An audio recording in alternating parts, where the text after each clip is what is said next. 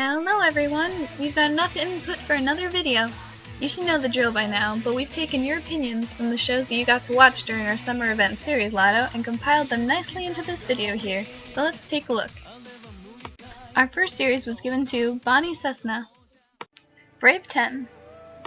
A series about a ninja trying to find his way in life when he comes across a girl whom he saves from assassins. He becomes her bodyguard till she reaches her destination.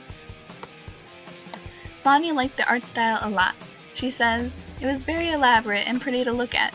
The characters were also good, except I feel like there were way too many characters for a 12-episode anime, and the main guy was honestly the least appealing as far as creativity and entertainment goes.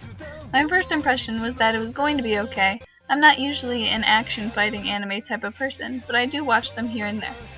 Plus, the art style was prettier than most fighting anime. My final impression was pretty much the same. I didn't love it, but I did like it. The last 3 episodes made it worth it because they were really good." Brave 10 was given out by Luis Gonzalez. Thanks, Luis. And then we have Detroit Metal City, given to Joe Simon. So, I read a synopsis for Detroit Metal City so I could tell you guys what it's about, and I was just lost for words. It's probably something I would have to watch myself to tell you about it. Let's let Joe do all the talking. He says, "I really like the show's comedy. I was pretty much laughing the whole time while watching it.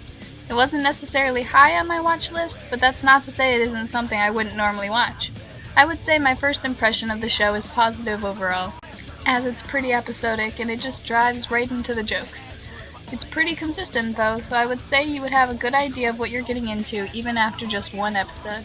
Overall, I really enjoyed the show. I would highly recommend it to anyone who enjoys metal music and would get a kick out of some jokes at the genre's expense. Even if someone isn't into metal, I feel like they would still get a kick out of the show though. I enjoyed the voice acting as well. I would say the art and animation are average at best, but it doesn't devalue the show at all. At least for me, since the main strength of the show is undoubtedly the comedy. Also, I should point out that this show is not for the easily offended. If anyone dislikes vulgar language and stuff, then they'd probably want to avoid this show." This show was given to Joe by Nancy Nesbitt. Thank you.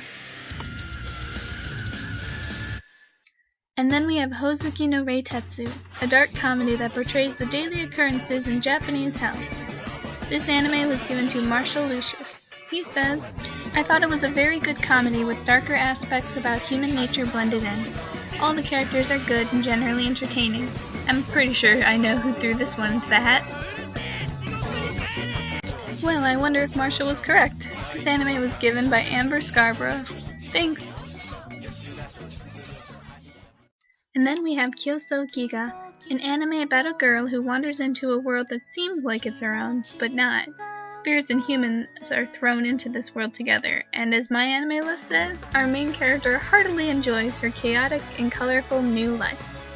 This anime was given to Brandon Turley. Brandon had mixed feelings about this show. It's not something I would normally watch. The visual style and animation were excellent, and the character designs had a lot of variety. The story, however, took a while to pick up. It moves pretty slowly until episode 6, then the episodes have almost too much going on, and it gets hard to follow. My first impression was that the show was far too boring. I would have given it a 4 out of 10, but by the end, however, I would have given it a 6 or 7. Overall, it was a decent creative series, with a few parts that feel like a chore to sit through. Kyoso Giga was given out by Joe Simon. Thanks, Joe! And then lastly, we have Zenki Zesho Symphogear G, the second season to Zenki Zesho Symphogear. My anime list describes the show as a sci-fi music anime that focused on a pair of idols that fight together against an alien race known as Noise, using armor called Symphogear. This anime was given to Tegan Wooten. She says, "I really liked Zenki Zesho Symphogear G. While it is a series on its own, it references actions from the first season of the anime, like how Digimon 2 references things from Digimon Adventures. There are flashbacks to scenes not shown in the series, and terms not fully explained due to the show assuming that you've seen the first series. Overall, I like the anime. It's definitely something I would watch on my own. It's like Macross Frontier. You have people who have to power something through songs.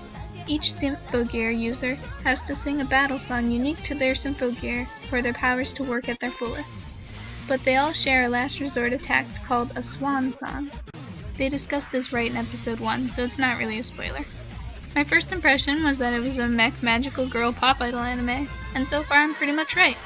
It hasn't been too tough on the feels so far, and I'm not really expecting it to. Overall, if you like magical girl pop idol anime, I think you'll like this one. But I would recommend starting at the true beginning of the series, Zenki Zesho Symphogear. This anime was given out by Thomas Cornell. Thanks, Thomas!